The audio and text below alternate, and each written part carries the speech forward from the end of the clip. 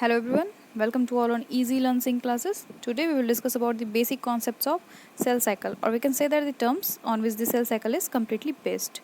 Cell cycle is one of the most important topic for each and every exams, either it is for medical exams or for AIMS, NEET or for CSIR NET. तो आज हम लोग discuss करेंगे कुछ basic terms पे जिससे कि आपका सेल साइकिल पूरा कम्प्लीटली बेस्ड होता है. अगर आप उन टर्म्स को समझ जाएं तो जो सेल साइकिल होता है उसको समझना बहुत ही आसान है, जो कि कुछ लोग सोचते हैं कि बहुत डिफ़िकल्ट टॉपिक है, लेकिन अगर उन टर्म्स को समझ लिया जाए तो सेल साइकिल बहुत ही आसानी से समझा जा सकता है. तो आज हम लोग उन्हीं टर्म्स को डिस्कस करेंगे, किस तरह से वो टर्म्स एक छोटे छोटे टर्म्स मिला के सेल साइकिल बनता है. तो फर्स्ट स्टेज आपका क्या है? एनाफेज. एनाफेज माइटोसिस का एक स्टेज होता है, जो कि इस स्टेज पे आपके जो सिस्टर क्रोमैटिड्स रहते हैं वो एक दूसरे से सेपरेट होके अपोजिट पोल्स की तरफ क्या हो जाते हैं? मूव कर जाते हैं. ठीक है, मीन्स पहले क्या हुआ, जो क्रोमैटिड्स थे वो अपोजिट डायरेक्शन में नहीं थे, लेकिन इस फेज में आके वो अपोजिट डायरेक्शन में मूव कर जाते हैं और उनका फाइनली क्या हो जाता है? सेपरेशन हो जाता है. ठीक है, एनाफेज पे क्या हुआ? माइटोसिस का एक स्टेज हुआ और क्रोमैटिड्स आपके सेपरेट हो गए. दूसरा आता है सेल साइकिल. सेल साइकिल एक सीरीज़ होता है जो कि एक ऑर्डराइज्ड फॉर्म में क्या होता है? अरेंज किया जाता है. और इस स्टेज में आपका क्या होता है? बहुत सारे इवेंट्स अकर होते हैं, लाइक G1 फेज़ होता है, G2 फेज़ होता है, S फेज़ होता है. तो इन इवेंट्स को मिला के एक ऑर्डर के फॉर्म में जो होता है उसको बोलते हैं सेल साइकिल. सेल साइकिल में मेनली क्या होता है? एक सेल से दो डॉटर सेल्स का प्रोडक्शन होता है, इसी को बोलते हैं सेल साइकिल. मीन्स एक सेल का इन्वॉल्वमेंट हुआ और फाइनल प्रोडक्ट क्या मिला? दो डॉटर सेल्स. यही हुआ आपका सेल साइकिल. ठीक है, ऑर्डर फॉर्म में रहा और इसमें बहुत सारे इवेंट्स अकर होते हैं जिसको मैंने बताया G1 G2 S, और फाइनल प्रोडक्ट मिला 2 डॉटर सेल्स. अब देखते हैं सेल प्लेट क्या होता है. सेल प्लेट एक ऐसा स्ट्रक्चर होता है जो कि आपके दो सेल्स को एज अ बैरियर या फिर कह सकते हैं पार्टीशन करता है, दो सेल्स का बीच में एज अ बैरियर. ठीक है, ये किसके हेल्प से बनता है? ये आपका बनता है गोल्गी वेसिकल के हेल्प से. और किस प्रोसेस के टाइम ये अकर होता है? तो ये अकर होता है आपका साइटोकाइनेसिस पे. गोल्गी वेसिकल के हेल्प से एक टेम्पोरली क्या होता है? स्ट्रक्चर का फॉर्मेशन होता है जिसको हम लोग फ्रेमोप्लास्ट भी बोलते हैं. और इसी स्टेज के हेल्प से क्या होता है? जो आपके सेल्स रहते हैं वे दो पार्ट में डिवाइड हो जाते हैं और बीच में ये आपका एज अ बैरियर की तरह वर्क करता है, डिवाइड करके दो डॉटर सेल्स को. ठीक है, तो इसको क्या बोलते हैं? इसी को बोलते हैं सेल प्लेट. मेनली आपको इस फिगर में देखा जा सकता है कि पहले क्या हो रहा है? जो सेल प्लेट है उनका फॉर्मेशन हो रहा है, वो ग्रो हो रहे हैं और फाइनली आपका सेल प्लेट का फॉर्मेशन हो रहा है. अब देखते हैं सेंट्रियोल. सेंट्रियोल क्या होते हैं? रॉड लाइक स्ट्रक्चर होता है सेंट्रियोल का, जो कि माइक्रोट्यूबल कॉन्स्ट्रक्टेड किससे होते हैं? माइक्रोट्यूबल से होते हैं. कहाँ पाए जाते हैं? Centre of each animal cell centrosome. आप इस फिगर में देख सकते हैं दो अपोजिट डायरेक्शन में दिए गए हैं सेंट्रोजोम, और इसी सेंट्रोजोम को जब जूम किया जाता है तो जो उसके अंदर का स्ट्रक्चर रहता है वो किसका रहता है? सेंट्रियोल का प्रेजेंट रहते हैं उसमें सेंट्रियोल्स आपके. ठीक है, वही आपके सेंट्रियोल्स कहलाते हैं.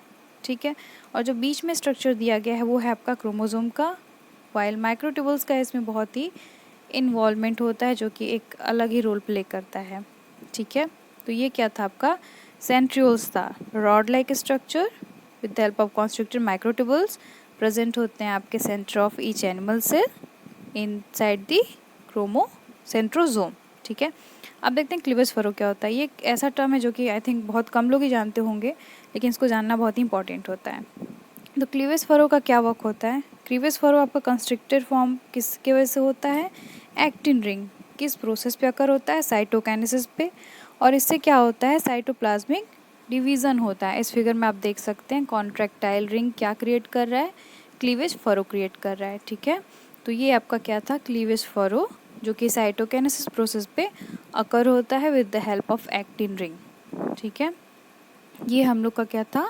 क्लीवेज फरो था.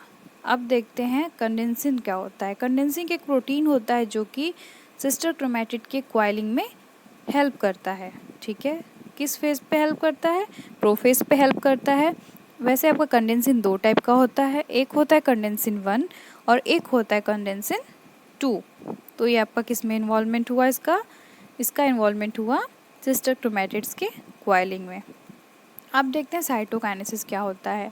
नाम से ही पता चल रहा है, साइटो मीन्स साइटोप्लाज्म हो गया और काइनेसिस मीन्स हो गया डिवीज़न। साइटोप्लाज्म का डिवीज़न होना, इसको बोलते हैं साइटोकाइनेसिस। इस प्रोसेस में क्या होता है, जो आपके साइटोप्लाज्म रहते हैं वो डिवाइड होते हैं और 2 डॉटर सेल्स के फॉर्म में पाए जाते हैं। ठीक है, मीन्स एक साइटोप्लाज्म से 2 डॉटर सेल का फॉर्मेशन होना, इस प्रोसेस को बोलते हैं क्या, साइटोकाइनेसिस। साइटो में साइटोप्लाज्म, काइनेसिस में डिवीज़न। अब देखते हैं G naught phase. G naught phase आपका G1 फेज़ से अलग होता है, क्योंकि जी नॉट फेज़ पे जो सेल्स रहते हैं वो डिवाइड करने के लिए प्रिपेयर नहीं रहते हैं। ठीक है, तो ये क्या हुआ आपका, जी नॉट फेज़ हुआ। ये फर्स्ट फेज़ होता है आपका सेल साइकिल का, ये फर्स्ट फेज़ हुआ, जिस फेज़ पे आपके साइकिल्स डिवाइडिंग के लिए स्टार्ट नहीं होते, मीन्स प्रिपेयर नहीं होते हैं। अब देखते हैं G1 फेज़।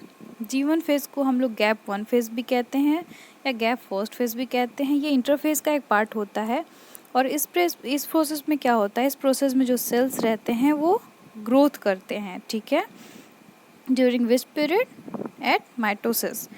G1 में क्या हुआ, सेल्स थे वो ग्रोथ करते हैं, ग्रोथ के लिए रेडी रहते हैं। और G0 पे क्या था, सेल्स आपके डिवाइड करने के लिए रेडी नहीं रहते हैं।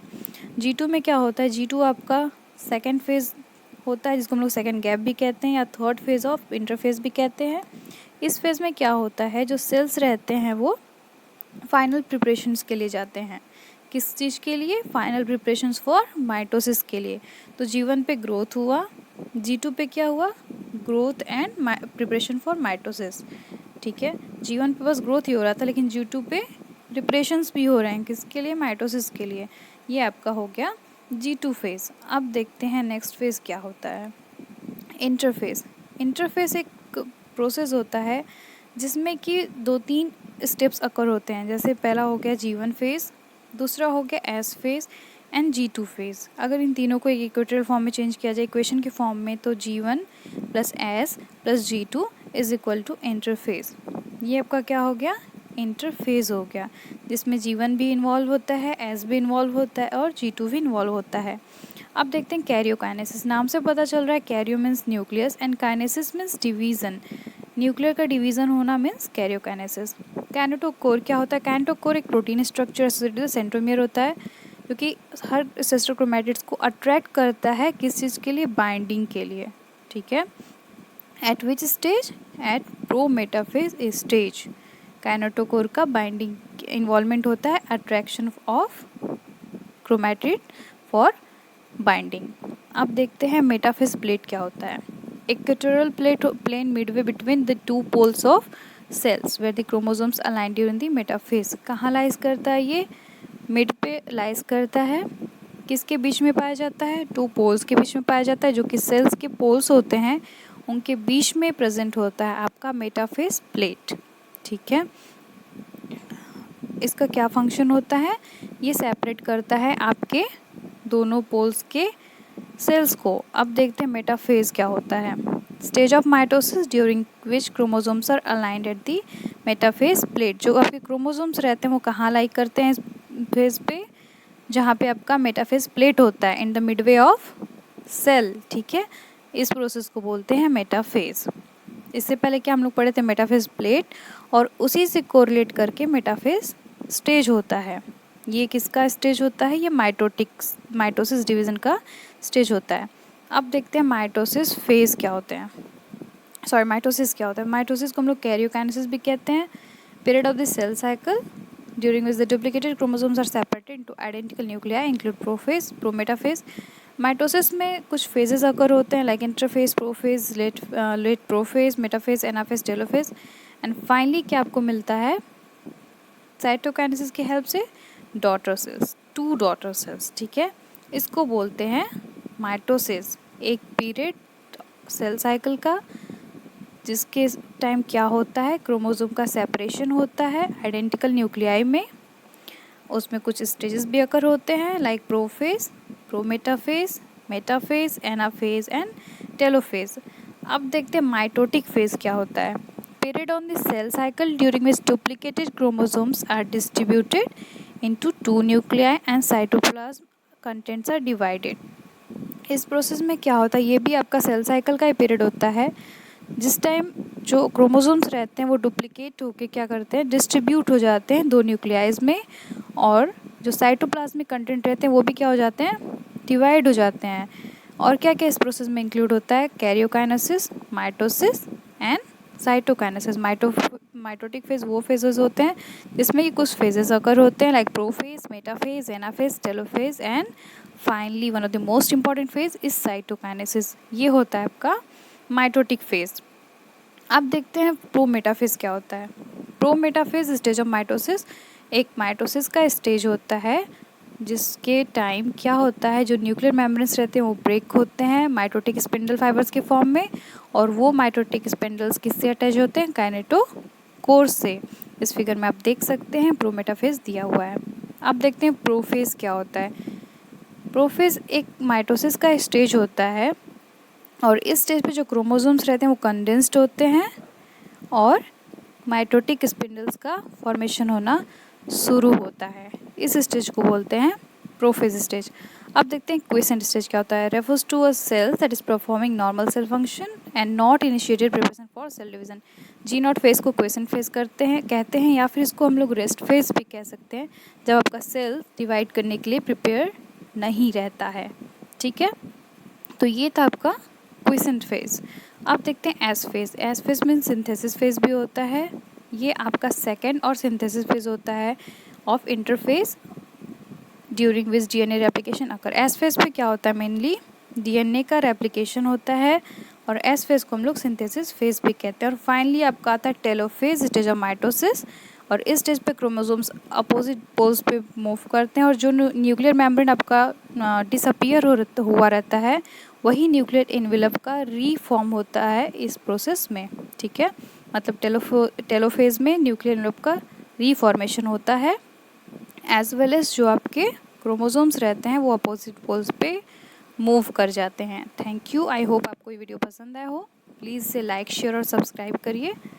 Thank you, thanks a lot.